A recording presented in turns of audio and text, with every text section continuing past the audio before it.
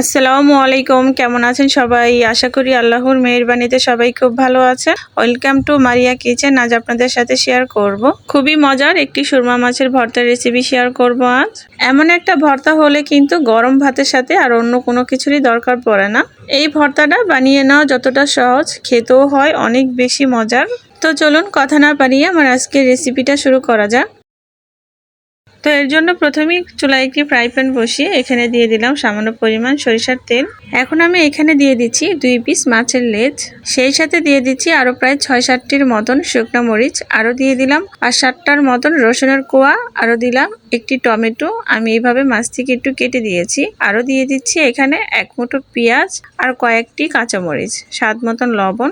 সবকিছু দেওয়া হয়ে গেলে এখন ঢাকনা দিয়ে ঢেকে রেখে দেবো কয়েক মিনিটের জন্য। এই তো কয়েক মিনিট পর ঢাকনাটা উঠিয়ে নিলাম। এখন আমি নিচ থেকে একটু নেড়ে চেড়ে দেবো। তো এইভাবেই আমি মাছগুলোর এই পিঠ ওই পিঠ এইভাবে ভেজে নেব। এখন টমেটোগুলোকেও উল্টিয়ে দেব। তো এইভাবেই আমি বেশ কিছুক্ষণ সবকিছুকে খুব ভালো করে ভেজে নিচ্ছি।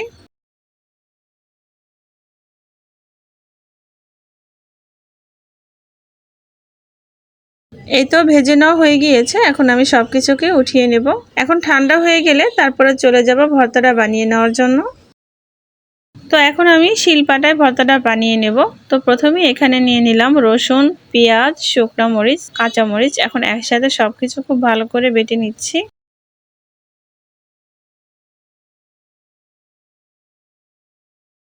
রসুন, পেঁয়াজ এগুলোকে একদম মিহি করে বেটে নিতে হবে। যখন মিহি করে বেটে নেওয়া হয়ে যাবে তখন আমি এখানে দিয়ে দিচ্ছি মাছগুলো। এখন মাছের মধ্যে যে কাঁটা আছে ওই কাঁটাটা আমি উঠিয়ে নিচ্ছি। সুরমা মাছে কিন্তু খুব বেশি কাঁটা থাকে না, তাই কিন্তু আমি এই মাছটা দিয়ে ভর্তাটা করে নিচ্ছি। তবে আপনারা চাইলে অন্য কোনো মাছ দিয়েও ভর্তা বানিয়ে নিতে পারেন। এখন মাছের কাঁটা বাছা হয়ে গেলে এখন মাছটাকেও খুব ভালো করে আমি বেটে নিচ্ছি। এই তো মাছগুলোও আমার বেটে নেওয়া হয়ে গিয়েছে। এখন আমি এখানে দিয়ে দিচ্ছি টমেটো। এখন টমেটোটাকেও আমি খুব ভালো করে বেটে নিচ্ছি।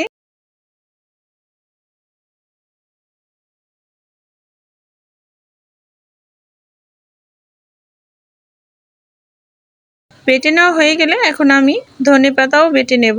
বেটে নেওয়া হলে এখন সবকিছু একসাথে করে আবারও একটু বেটে নিচ্ছি। এই তো আমার ভর্তাটা কিন্তু হয়ে গিয়েছে, দেখতেই পাচ্ছেন। এখন আমি এখানে দিয়ে দিচ্ছি সামান্য পরিমাণ সরিষার তেল। আর এখানে কিন্তু আমি লবণ দিয়েছি, আমি বলতে ভুলে গিয়েছিলাম। তো এখন সবকিছু একসাথে খুব ভালো করে মিক্স করে আমি এখন উঠিয়ে নিচ্ছি একটি বাটির মধ্যে। বিশ্বাস করেন ভর্তাটা কিন্তু অনেক বেশি মজার হয়েছিল। এমন একটা ভর্তা হলে কিন্তু গরম গরম ভাতের সাথে আর কিছুই কিন্তু লাগে না। এই ভর্তাটা আমার ফ্যামিলির সবাই অনেক বেশি পছন্দ করে। এই ভর্তাটা আমি যেদিনই বাড়িতে বানাই তারা কিন্তু সেদিন শুধু এই ভর্তা দিয়ে ভাত খায়, অন্য কোনো তরকারি নেয় না। মানে প্রয়োজন হয় না অন্য কোনো কিছু নেওয়ার জন্য, এতটা পরিমাণ মজার হয়। তো আমার আজকের রেসিপিটা ছিল এই পর্যন্তই। ভিডিওটা ভালো লাগলে লাইক অ্যান্ড সাবস্ক্রাইব করে দিবেন। আল্লাহ হাফেজ।